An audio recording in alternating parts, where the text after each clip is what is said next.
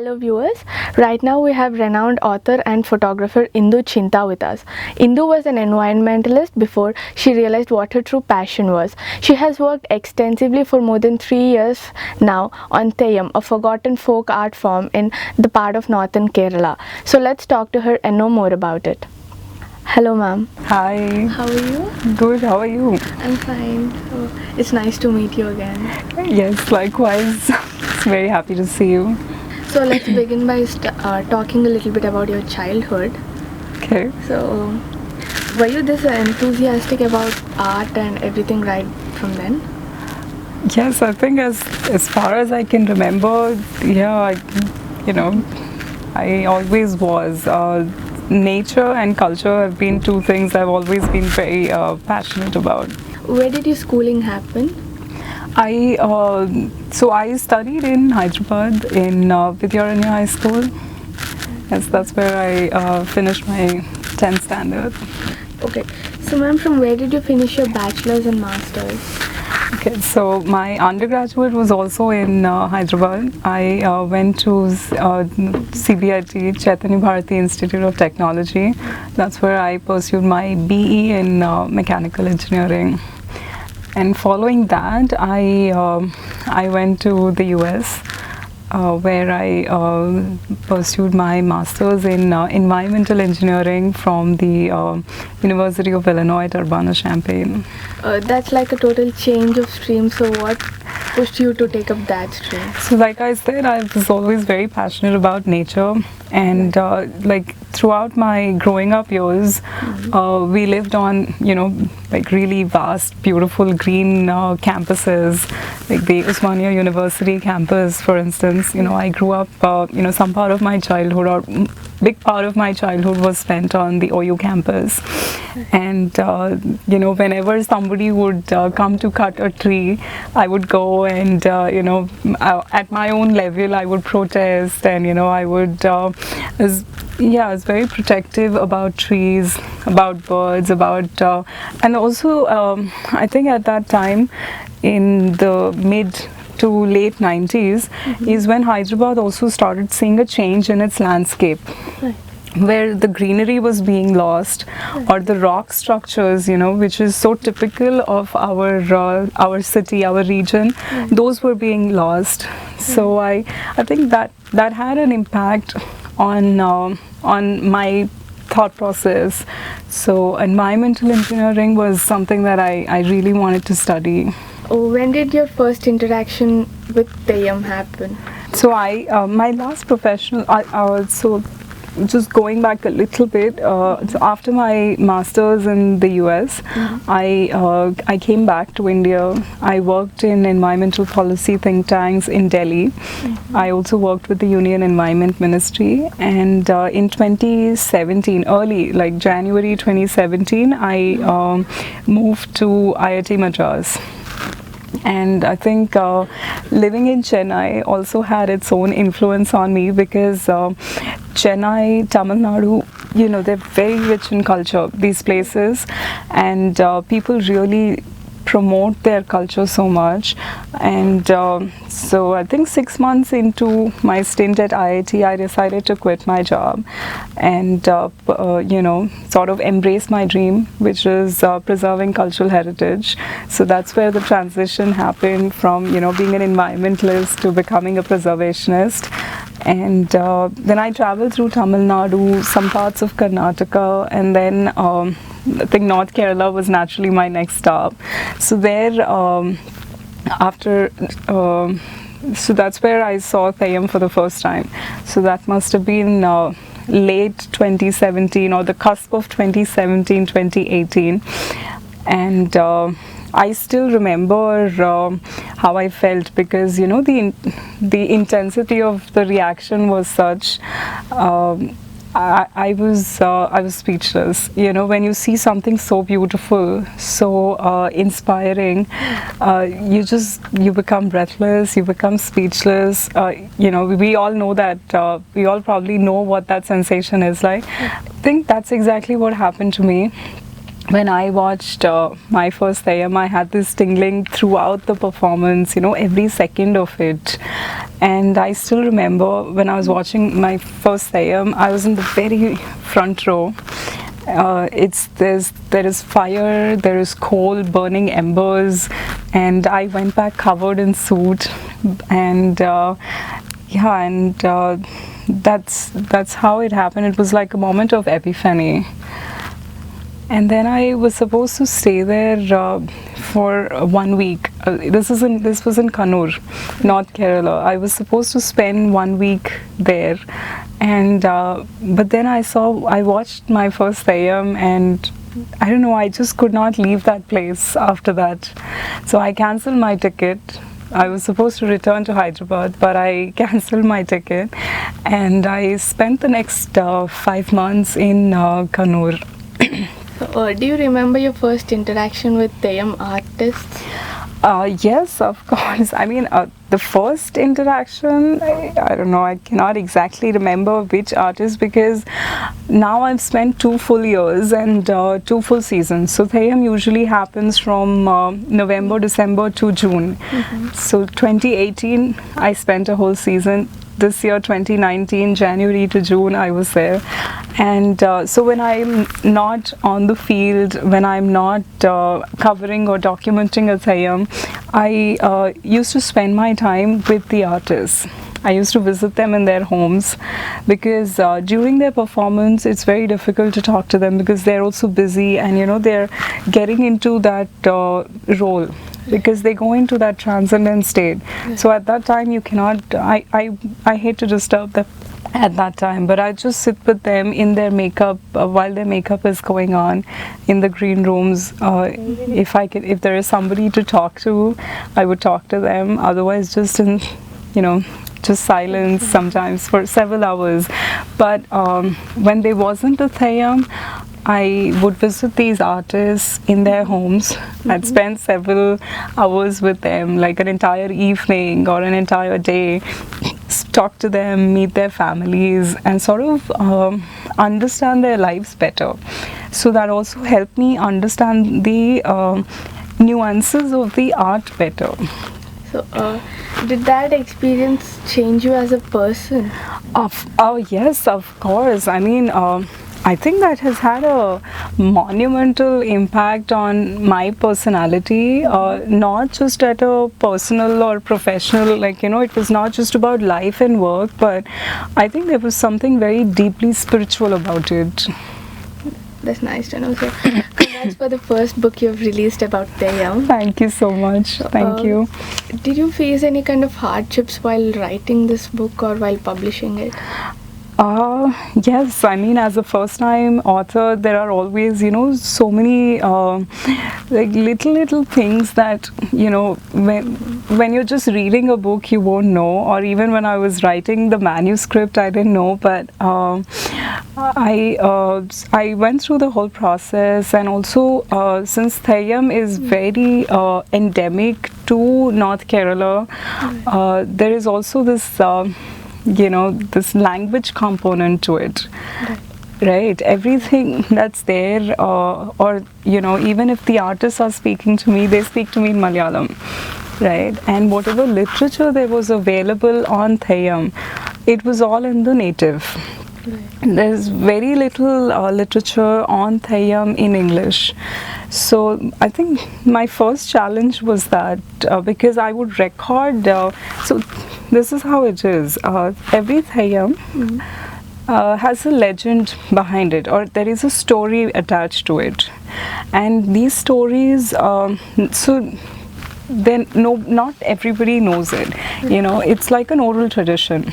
It's something that is passed on from one person to another, or by word of mouth. So last year what I would do is I would record them. Like, I would find out, first it's difficult to find that person who knows the story, because not everybody knows it. And then after you record it, I need someone who can translate it very well for me. Right.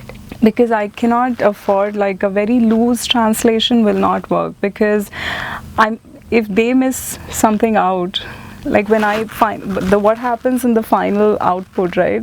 Yeah. And what goes to the reader, like there'll be a lot of lapses or lacunae in that process. So I needed someone who could help me with this translation. So that way I was quite fortunate. Professor Sachi Madhavan was a professor. She retired recently, but she was a professor at the English and Foreign Languages University in Hyderabad. So she is very fluent in English and just as fluent in Malayalam. So she helped me greatly in in understanding it right, understanding the content right, and then presenting it to the reader also in the right manner. Because the first book was meant to be like an introduction to anybody who wants to know what Theyyam is. And so yeah, that way. And then of course, there is always the pre-publication stress or anxiety that one goes through. There were several revisions required, and I also had to, alongside with the publisher, I also had to go through several rounds of editing, revising, reviewing, rewriting by myself. By myself as well. And at that time, it just so happened I was in America. My publisher was in Chennai. So I had to work through the night. So because that's their, during their working hours, it was like my sleeping hours. But I had to stay up through the night and work with them. But yes, I think we're quite happy with what we got in the end. Now we're working on the second edition of that book. So what will the second book be about? The second book is, again, it's a work in progress right now. And that is about the goddesses of Theyyam. In Theyyam, there are about 400 types. There at least as of today, the researchers say there are about 400 types of Theyyam that are being performed. And interestingly, 70% of these are goddesses. But except for one single woman performing artist, all the other Theyyam artists are men. And whether it's a god or a goddess, the men, they just, they slip into that role or that portrayal with great ease. So that's why I picked that as the topic of my next book. What is your target number of Theyyams that you want to watch? Okay, so personally, I would like to cover 100. So that it's my own project. I've titled it Noor Thayyangal, which in Malayalam means 100 Theyyams. So far, I've covered about 70 to 80. And that includes the written as well as the photographic documentation. So ma'am, are you working on anything else other than Theyyam? As of now, so Theyyam is one. I've been working on Theyyam now for almost 3 years, and moving on, I want to explore other lesser known traditions, and that could be anywhere in India. But it could be in Kerala, it could be in Andhra Pradesh, Telangana, anywhere. But I personally, yes, that's what I would like to do. I want to explore and also bring these lesser known cultural traditions into spotlight, and those artists as well. I want to bring those art forms and artists close to many people. So ma'am, in this modern age, not many know about such forgotten arts or folk art or anything. So what do you have to say about that? You're very right. That's very a valid thing to say, and that is also one of the reasons or primary reasons why I got into this, because we are what we are today because of our past, right? So we derive so much of our identity from our culture.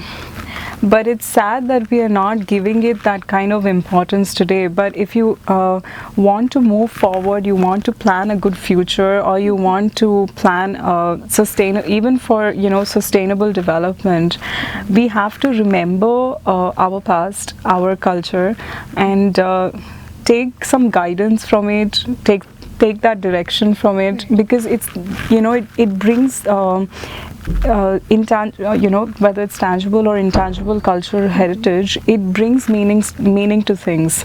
So yeah, I think the way to look at future is through looking at the past and carrying our culture into the future. Also, ma'am, have you displayed your work anywhere else other than in Telangana? Yes, earlier I think in July this year, I had my first photo exhibition in Vycom.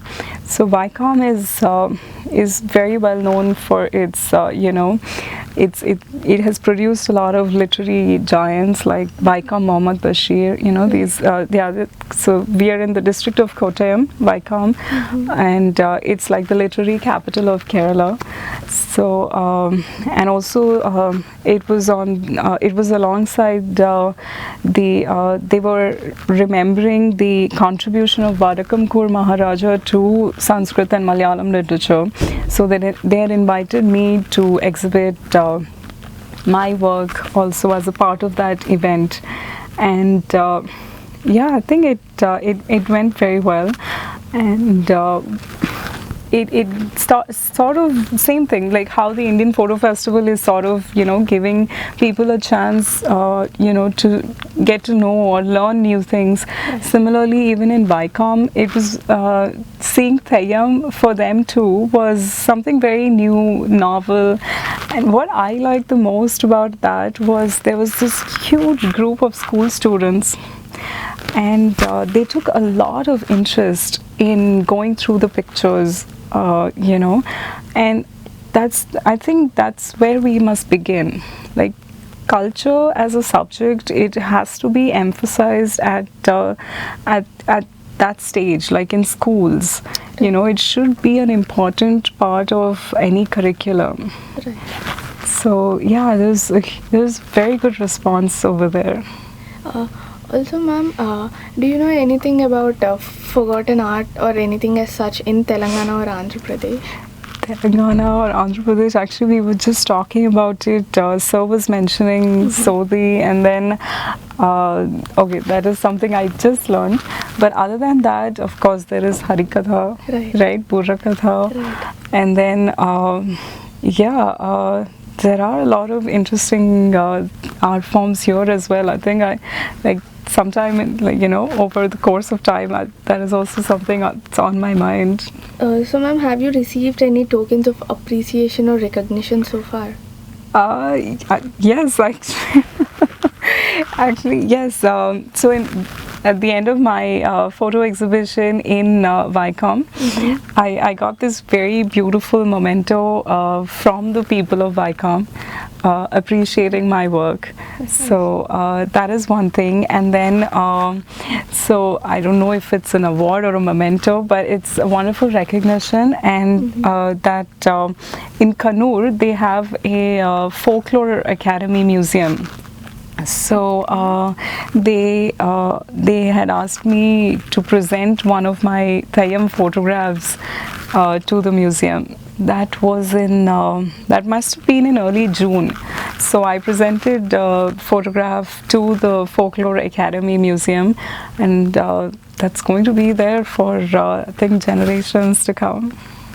That's very inspirational to listen to. Thank you so much. And also, ma'am, do you have anything finally to say about people who want to come into this field, or are looking at this? Yeah. Well, I think this is something. So see, at the heart of my work, right? The heart or is the community. The society, the artists. So anybody who has that kind of I don't know, line of thought or that kind of a passion. Like I'm a passionate believer in preserving cultural heritage. So that's why, like for the last 3 years, I've been working on that full time. Until then, I couldn't devote that kind of time or energy to this cause. So it's a great cause, and we have to remember it. We have to recognize it, preserve what we have, and promote it. So we don't just we should still be able to, like, even our future generations, whether it's our children, grandchildren, they should be able to see it themselves. Like, I would want them to see a Theyyam, not just, you know, read about it in a book saying, oh, this existed at that time. Like, you know, so it would be great if, you know, people like that join this kind of a cause. Nothing like it. Thank you, ma'am. It was great talking to you. Thank you so much. So viewers, that was our brief talk with preservationist Indu. We really hope each and every one of you will take a step towards preserving culture. Have a good day.